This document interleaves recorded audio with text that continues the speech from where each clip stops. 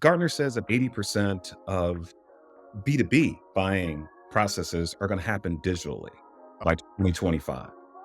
Buyers have changed. When trust is high, Right. speed is fast, Mm, and cost, in terms of the cost of doing business, is low. But when trust is low, speed is right. slow, and the Mm, cost of doing business is high. I'm a sales leader who doesn't believe in selling. I believe in facilitating right. buying processes and Right. helping you to figure out whether or not you should be in a buying process. Welcome to In the Black. I'm your host, Sterling McKinley. Our podcast celebrates successful minor entrepreneurs here in the DMV area. We share their inspiring true stories, valuable insights, and tips on building a profitable business that stays in the black. Today, I'm so excited. We have a great guest. Today, we're speaking with Shawn Cook. He's the founder of SMC Sales. He transforms small B2B teams into high performers through personalized coaching, strategic consulting, and motivational speaking. Shawn, welcome to In the Black. Wow, Sarah, so much. Thank you so much for having me. I'm excited to be a part of this In the Black podcast, and hopefully we'll be able to share some gems that help people to stay in the black. Awesome. Great. Well, let's get into it. So, tell me what inspired you to start SMC Sales. Now, I know you have a long history in sales, a background, in great positions, but what drove you to start this company? After 30 plus years of being in B2B sales, what really drove me to do this was I have a passion for this. For me, sales is closing a deal, if you will, is anticlimactic. Mm, I see the matrix. Like I right. have over the years just studied all things sales related, Hmm. sales psychology, sales methodology, and really for the last 10 years up until now, starting SMC Sales, Okay. I've been working in startups, helping startup sales Okay. organizations to scale, particularly in tech. Many of those companies were acquired, or we got funding, or multiple rounds of funding, and it is my passion. It is something that I absolutely enjoy doing. And so SMC is me, Sean Matthew Cook. And I put my middle name in there because my mother, whenever my mother was really serious, she would say my whole name. Right. Right. Right. Right. SM, Sean Matthew Cook. And Mm, I put my whole name because I'm very serious about helping salespeople, sales organizations, right. B2B sales organizations Hmm. to make sales more repeatable, predictable, Mm, scalable, and profitable. That to right. me is what it's all about, while at the same time providing a really quality buyer experience. Mm, yeah. Yeah. I think that's key. That's great. So, if you're to say, what are some of the biggest challenges that B2B sales teams face today? I think a lot of it is which is amazing to me. With all of the most, Gartner says that 80% of B2B buying processes are going to happen digitally Oh, by next right. year, by 2025. Um, Buyers have changed. When I first started selling, I'm going to date myself here a little bit, but when I first started selling at Time Life, we were selling Time Life books and music over the Right. phone. Well, let me just tell you, there was no internet. Mm, We didn't have computers at our desk. We just got right. printouts to call from, and we had a phone, Right. and there was not even call waiting. You know how you can Oh, put wow. somebody on hold? so Right. so so like so, and I used to sell that service, by the way. It is a whole nother job. But um, when the internet hit, and when technology hit, and email, buyers got more and more control, and they had more access to more information, Okay. and a lot of them don't trust sellers.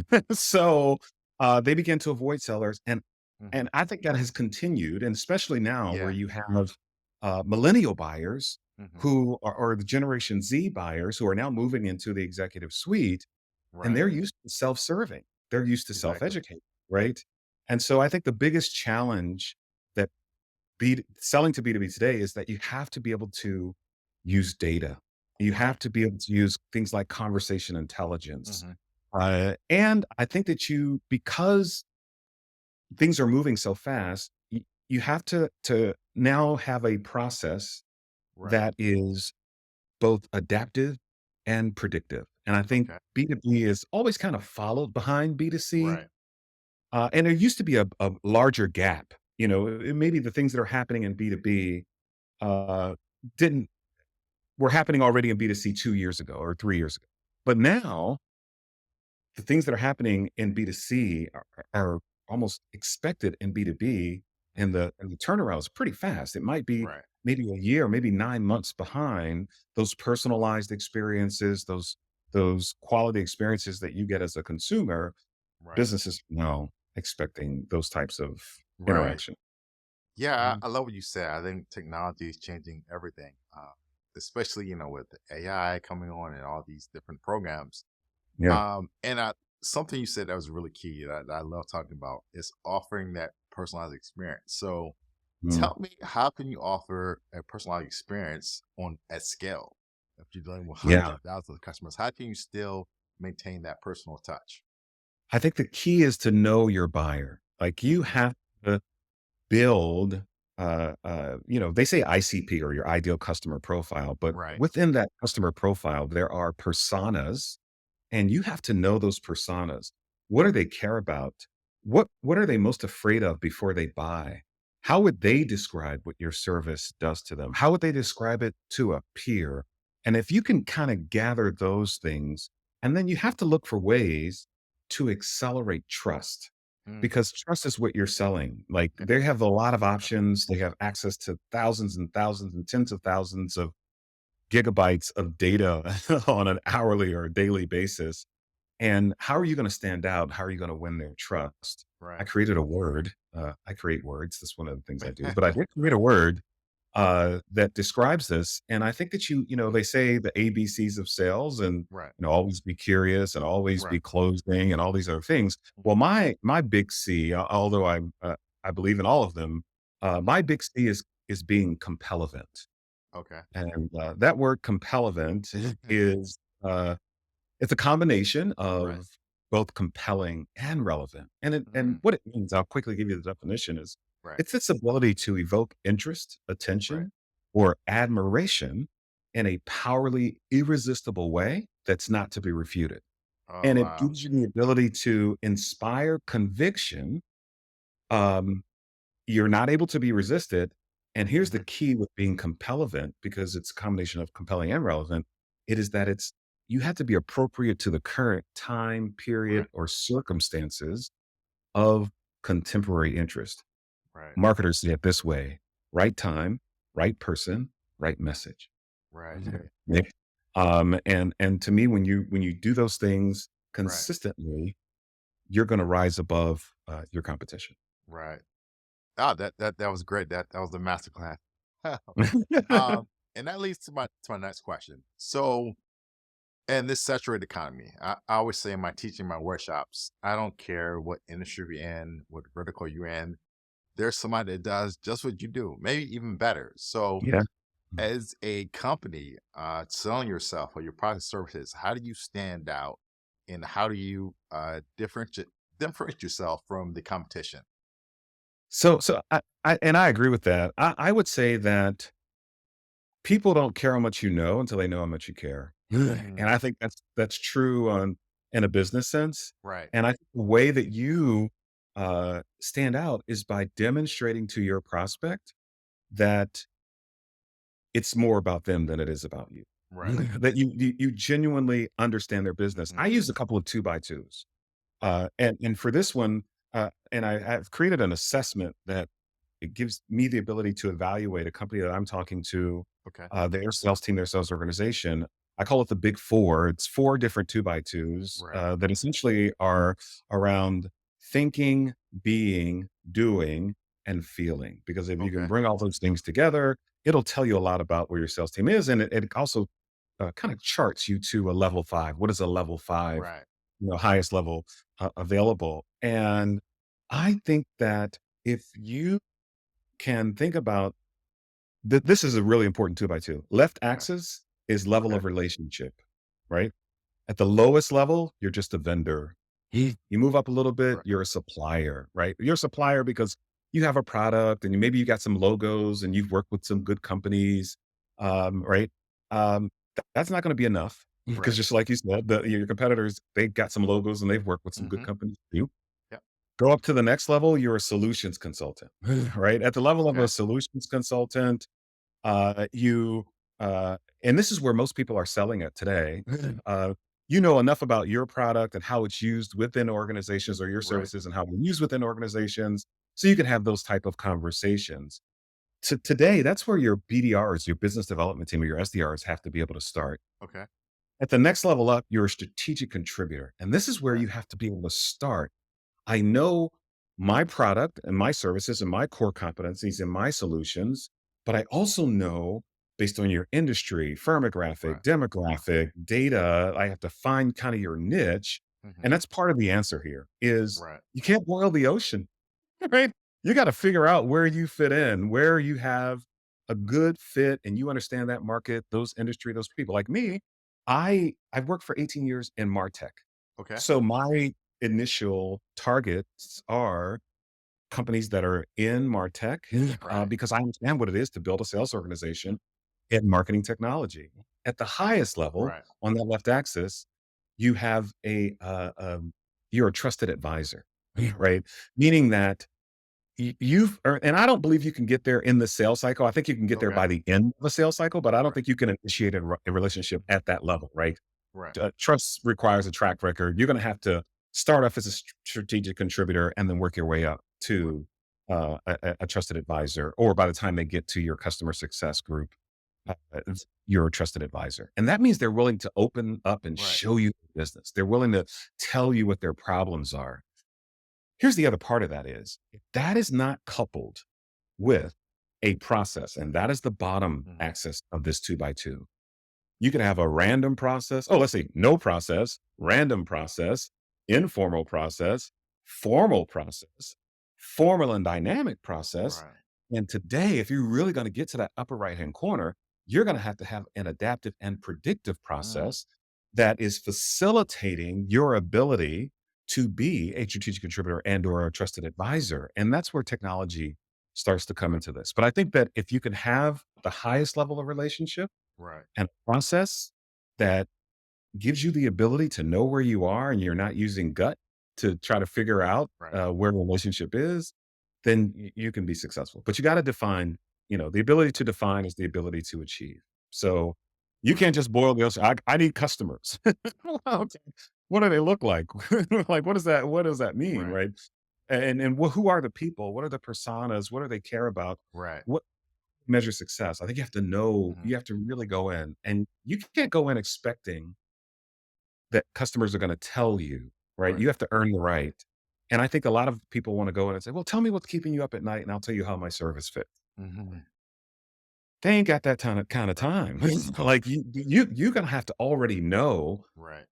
what people in their role, their position, their industry, what Mhm. are they struggling with? What are the challenges that relate to the core competencies, strengths, and solutions that you provide? You have to have at least a Right. well-educated a guess about that. And then you can kind of refine it for them. But you got to come with a level of knowledge a level of awareness that helps you to perform. Right. That was awesome. That was awesome. Thank you for taking us to Sales Church. Hey, yeah, I do. I feel like an evangelist. Can I you know feel I'm gonna that? call you Pastor Sean.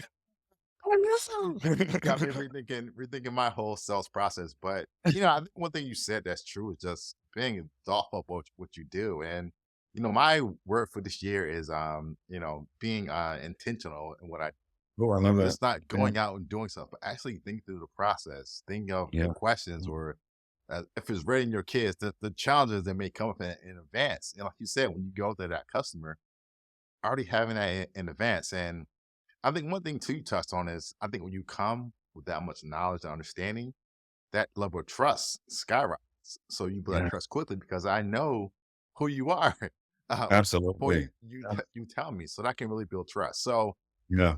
that There's was so awesome. good ones. I'll Yes. mention this really quickly. Okay. There's a book by, Stephen M.R. Covey. Okay. He is the son of Stephen Covey, 7 Habits, Stephen Covey, everybody knows who that is. Well, this is his Okay. son, And it's Right. a really good book because the book is called The Speed of Trust. Okay. And I'll give you a quote from the book that he talks about, and it goes like this: "When trust is high, Right.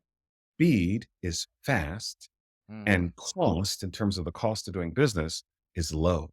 But okay. when trust is low, speed Right. is slow, and the Hmm. cost of doing business is high." He gives a great example, and Right. I'm old enough because there was the time I could go to the National Airport. I'm in Southern Maryland, just outside DC. Right.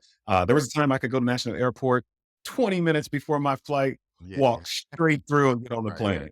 Right. Those days are over, right, before 9/11, and now, because trust is low, Hmm. speed is slow, and if you look at the little thing on your ticket, the TSA fees, Right. they continue to go up, and, hey, I got no Right. complaints because I wanna fly safely, Hmm. but the cost is high, Right. and so if we can accelerate trust, then the cost of doing business will be low and the speed, Right. will be high. The great book, highly recommend it. Right. That's awesome. I love what you said because I think it right now it's economy. It takes visibility for it to be seen by a customer, but Mhm. visibility Mhm. must also come with trust. And I think trust is so important in the digital age because, like you said before, it used to be that phone call, somebody find you, send out a pamphlet information, you went to a sales conference or summit, and you went to a booth. Right. Now that's changing. Now customers empowered. They can do that research. They can Yes. choose on their own. So talk about some way you can build trust using technology in this digital age.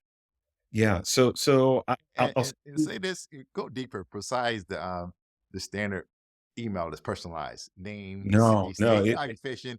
How do you go past that point to really use like yeah, technology I to think that sales now, Mhm. and here's the thing, we have the time because, generally speaking, what's happening in close one deals where Right. you've actually established trust, um, it's the same, the meetings that are Mhm. happening, I think you have to be able to, I think there's a frequency, right? Trust requires a track record.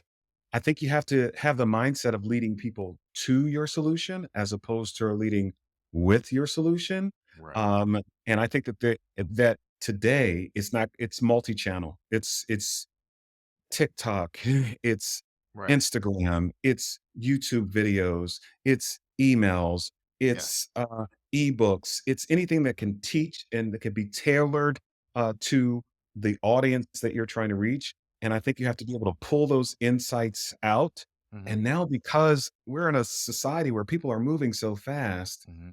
you know, you give me time to talk here, but generally speaking, you don't Right. get a lot of time Yeah. to Yeah. establish that trust. And Right. here's where I think the best way to accelerate trust: storytelling. A story Yes. can take a stranger and turn it into a friend Right. quicker than anything else. Like, the fastest way to turn a stranger into a friend is through a story. And so you have to really start thinking about, what are the stories that my customers would care about, Right. where they would walk away and maybe they don't remember all the fancy Mhm. things that I do in my wonderful assessment that has 4 parts and all the things I do, but they remember the story that I told Right. them about something. Um, I'll give you another great book because I'm just a super digester of books, and you're a person who have children, so I think this would be a good book for you. Okay. Um, there is a guy named Paul Simon, I believe his name is. He's written a book called uh, Storytelling for Sales. He also wrote a book for storytelling for parents, Right. like to teach principle to your children and use stories to tell those, to teach those principles. Um, it is a great book. I'll remind myself of it after we get off of this, and maybe I'll give you that again because I want to make sure I Right. have the right title. We may have to rewind on that piece, but it's a really good book about storytelling, and Mhm. it's something that I would um, Right. highly recommend. So Yeah. I'll come back to that piece. Let's build I, that I thought. love Yeah. I love what you said. Definitely is about telling a story. And you know, I think in this time too, sales is still sales, but who wants to be sold? Tell Come me a on. story.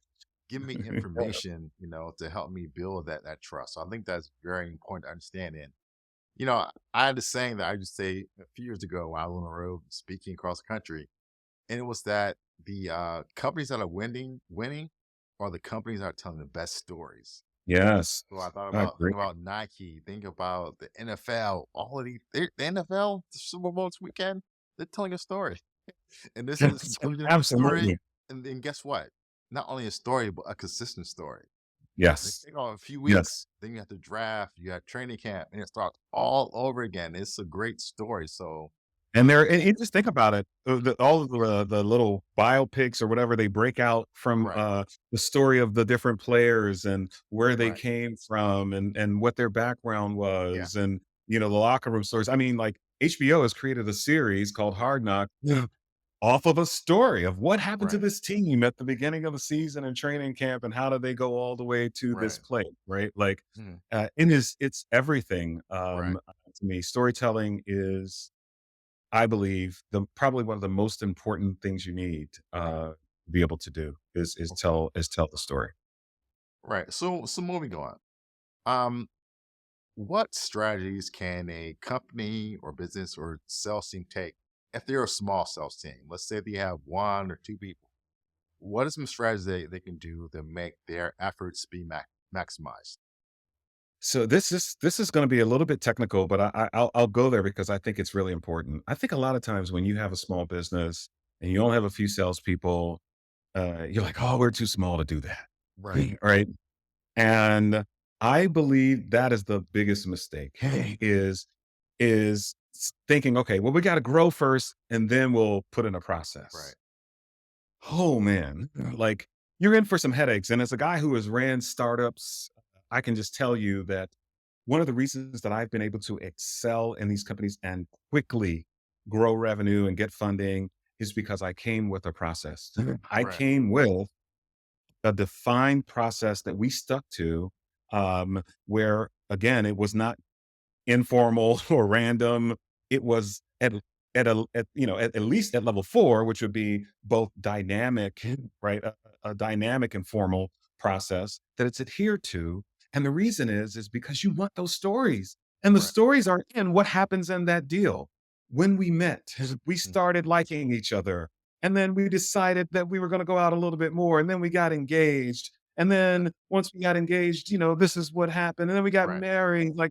Like you want that story because you wanna you Right. here's have you ever looked on the internet a while back, they had this, video, and it must have gotten 5,000,000 views Mhm. of a little bear and the mother bear at the top of the iceberg, and the little bear kept trying to get up the mountain, and it would slide back Yeah. down. Yeah. And that was just, like, over and over, the bear would slide back down and slide back down, and here's the thing, you can't have a story without a struggle. Mhm. And it's important that you capture the struggle so that people go from pain to Right. product. We go from problem to solution. Okay. And you can't get there if you're just willing and dealing your services. Right. And so I say that to say you need to define what are the meetings that someone would have with me Okay. if they were going to buy my service. So, okay, there's an initial discovery Right. conversation. There may be some type of demonstration, a high level Right. demo. There may be some type of personalized business case or proof of concept. There may be an ROI discussion that we have together. Mhm. Um, right. Whatever those meetings are, Right. think about what those meetings are and what are Mhm. what I call verifiable outcomes. What are things that I need the customer to say within it can be just about my actions, right? Right. Email, call, email, video, email. That's all about what you're doing, but it's got to be, am I measuring customer reactions? Mhm. Do they care? Right? And so, because then when I meet with people, I'm gonna say, listen, I'm going to talk to you today about the things that my most successful Right. customers care about. Okay. If you care about the same things, then there might be a fit. But if you don't care about the things that my most successful customers would care about, then it probably won't be a fit. And there's no Right. need for us to waste each other's time. And I think that that is how we need to get into these relationships. Right. And I would say stop selling. Like to me, I'm a sales leader who doesn't believe in selling. I believe in facilitating Right. buying processes and Right. helping you to figure out whether or not you should be in a buying process, Right. right? Like And I think that if we can do that well, then success becomes repeatable and predictable and Right. scalable and profitable. Right. Awesome. This is a personal question. Yeah. What about that sales prospect that you talked to? You made some traction a moment, movement, and then they go silent for 6, 8 months. How do you kind of get them to get back on track? You send an email. Let me know if there are any updates. Just checking in. How do you get past that point and get that prospect to reengage? It goes back to your first conversation, right? Because at a certain point they were engaged, and Right. what I say is, when that happens, it means that you didn't peel back the onion. And Mm, when I say peel back the right. onion, I mean is if we've identified a problem that you're trying to solve, that you're willing to spend money to solve, Right. right? And then my next question is, what are first of all, what's causing it? Yeah. What have you done to try to fix it so far? What are the ramifications? What are the implications of not solving it? Right. Who else actually cares about it? Right? And then what is your vision of success? Like if this were solved, what does success look like? Now, if you've Right. captured all of those things and then somebody goes dark or ghost or Right. push, then you aren't going to remind them of what you said. Hmm. You're going to remind them of what they said, right? Right. So like, Right. and that to me is part of one of the things that I used to say, and this is going back years and years and years.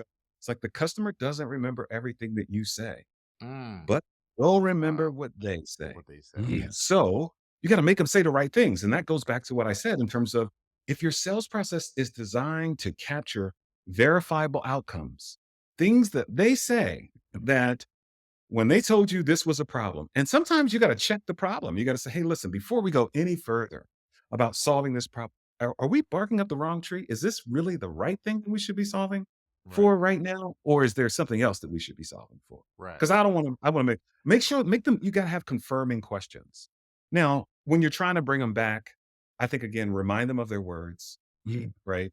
And I think that in most organizations today, particularly in the B2B sell, there are 6 to 8 people involved. In a technical sale, there could be 12, 15 people involved. I think you have to always be kinda connecting. That'll be my other ABC that I'll talk about today is always be connecting. Always be, "Okay, what does she think about this? Like, if we solve this, how does this affect her? Or how does this affect him or them?" Like, I wanna know who else is impacted by the problem and the solution, and I wanna make sure that we have buy-in and consensus, because sometimes the more people get involved, the less likely that the sale will close, Right. right? Because everybody's got all kinds of agendas. So you Yeah. have to I think you have to be, consistent. I think you have to be fast with your follow-up, and I'll give you a quick tip. Mm. Here's a good one. Never end an email with a statement. Mhm. Never end an email with a statement. "I look forward to our next steps. I look forward to talking to you soon." No, no, no, no, no, right? Always end an email with a question, right? Mm, okay. With a question, because it gives you the opportunity to continue the conversation because Right. they go on and they do other things. So it could be a question of, hey, did I get everything right in my summary that I just talked about? Right. Right. Is there anything you want to add to that? Like then all of a sudden, um, I can I can continue the conversation whether I call you, "Hey, you didn't answer that question that I left in my email," or I send you a video, "Hey, Right. I had some more stuff on that," right? And here's the other thing. I'll just add this, and I know I'm talking a little bit long here, but this is the last thing I'll add to that Right. is when someone goes dark and you don't have next steps, that's I call that pipe dream, right? So like I got pipeline and I got pipe dream, right? And that's one of my factors that I look at when in my sales CRM or through Gong, it tells me all the opportunities I have that don't have a next step on the calendar. Mm, And if you've defined your sales process, if you say, hey, these are all the 5, 7 different meetings that we could have, if you're truly evaluating a solution, whether you choose me or not, I want you to get your evaluation right. So right. these are the different meetings that I would suggest. Here's the value of what you're going to get out of these meetings. Now, behind the scenes, I know like that within each one of those meetings, there's a verifiable outcome, something that I need them to hear them say Right. that I am going to capture that lets me know that we're on track. But here's the other thing that you get from that. If you've defined what all the possible meetings are, then you have a recurring invite. We're always just trying to get the next meeting. Oh, can we put something in for the next? No, no. Like, hey, listen, this is an evaluation. You can unplug from the evaluation at any time. I don't have someone to set meetings for me. Right. So what I want to do is just set a recurring meeting. We'll do it every other week for here from here till I like that. the next 3 months, right? Right. If we need to cancel it, we'll cancel it. We'll just have it in there and you can Okay. cancel it. I will always update the meeting with an agenda. So I'm not going to come to you unprepared, just meeting for no reason. Right. I will put an agenda. Here are the things I would love for us to cover in our next Okay. conversation. You can add to it. But this way, I'm not chasing prospects to come back to a conversation, right? I've already got a recurring meeting with you. And if I don't have a recurring meeting, my last email had a question in it that gives Right. me a reason to follow up and to get things back on Hmm. track. Awesome. One more follow question. So, um, let's say it's reverse. You know, you're not going out and doing the hunting per se, but company comes to you, hey, we want to buy your product or service. Want you to speak at an event, send us your kit, your 1 sheeter. How do you approach that in a way where you stand out and show your value when they just want your information and your pricing, and then they will make their decision internally? How do you stand out in that process? So I think part of this has to do with, and I'm not a big believer in having too many fields on a form, Right, right? Like, because they say after 4 fields, then your conversion rate goes down right, significantly. But you want to know at least what the event is about. What's the theme, right? What's the theme of this event? What are kind of some of the goals from this event? What do you want people to take away?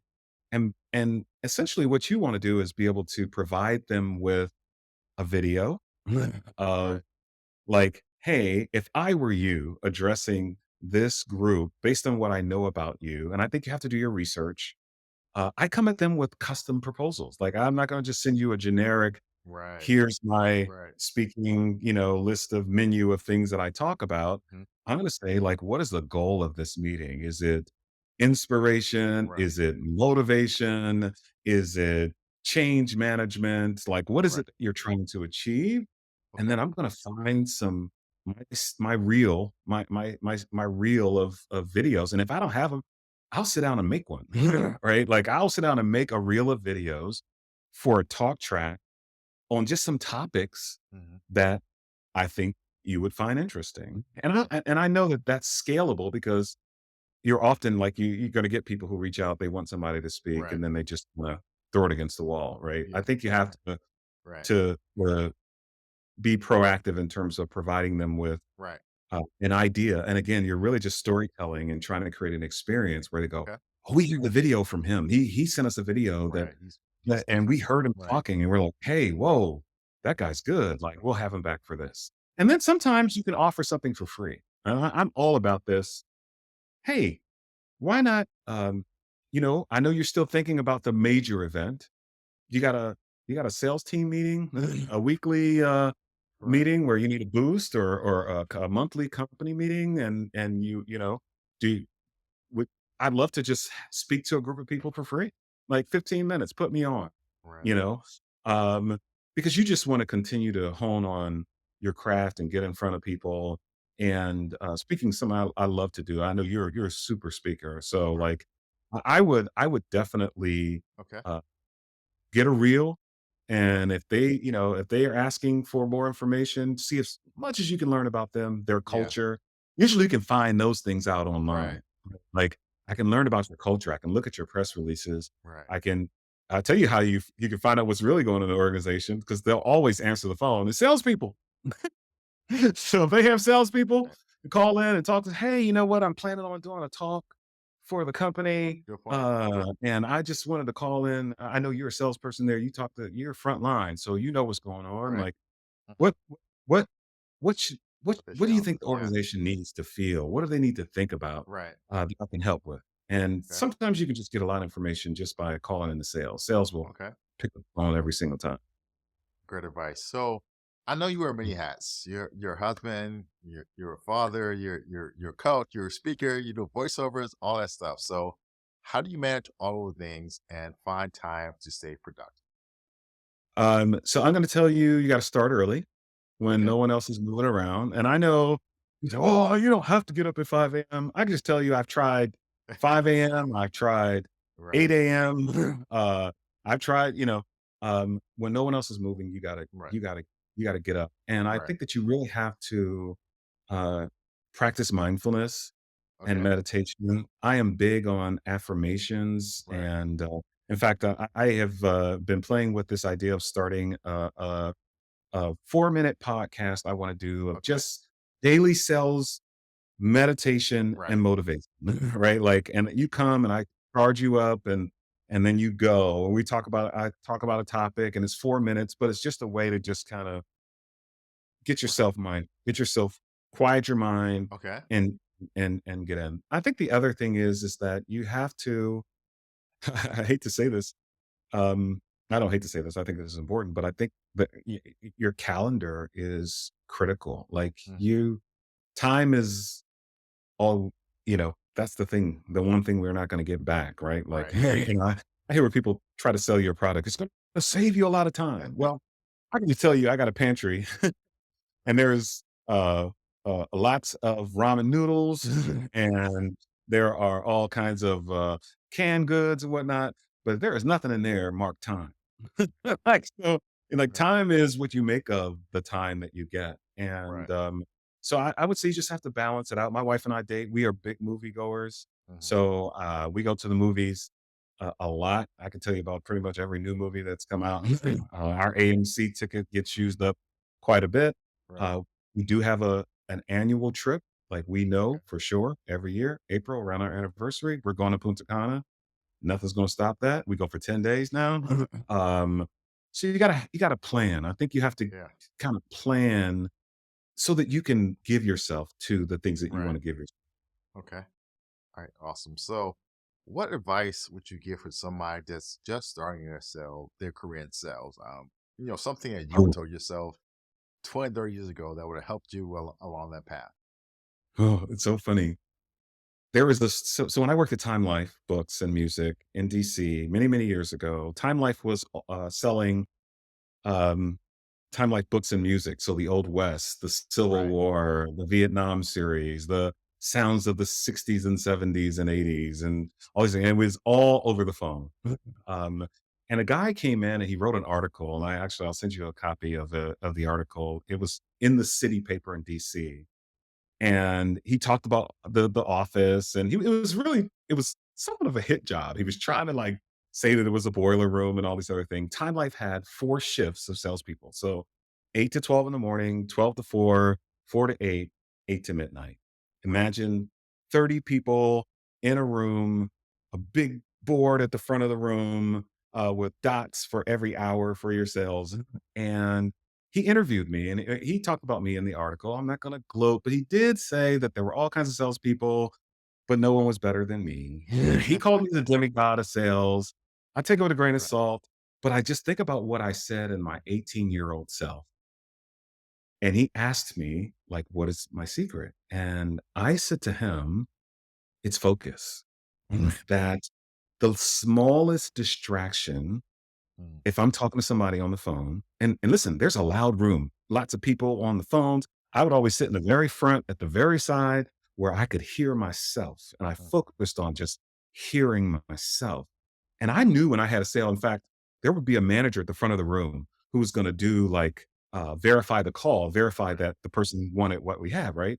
And I would say that close, and I say, "Well, Miss Jones, only when you like it, that's when you go ahead and buy it. Mm. Okay?"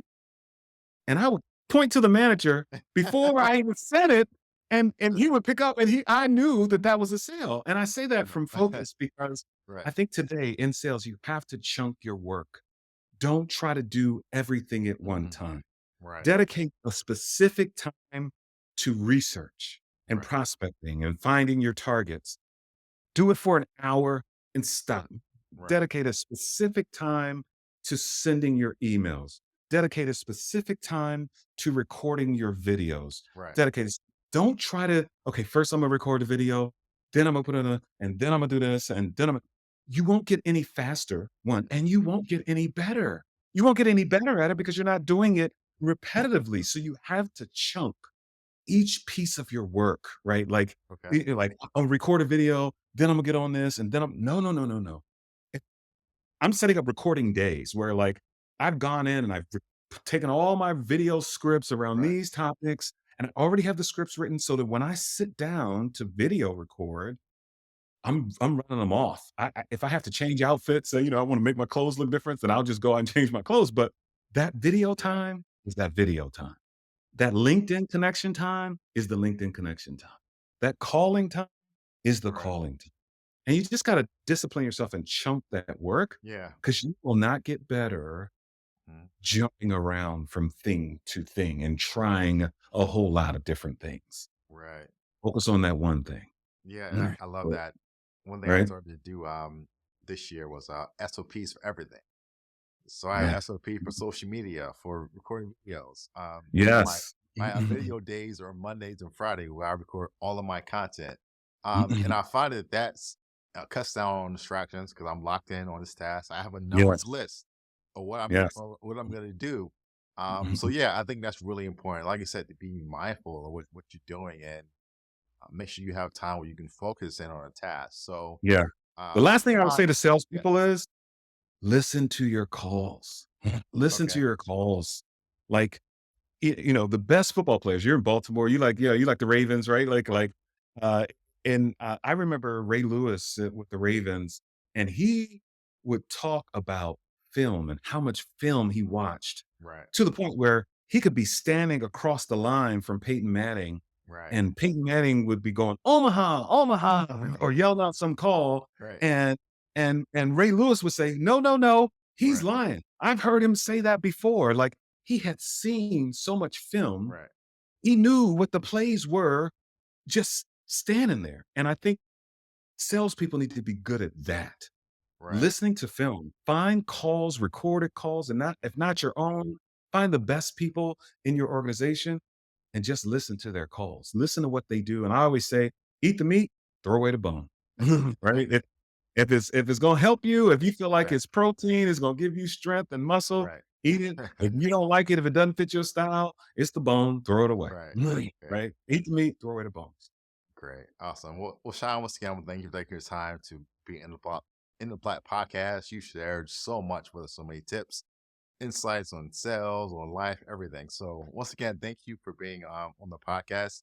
And be sure to tune in next week as we interview another successful minority entrepreneur here in the DMV area. So as always, before I close out, remember, in today's competitive business landscape, your business must embrace bold and disruptive strategies to sustain profitability and stay in the black.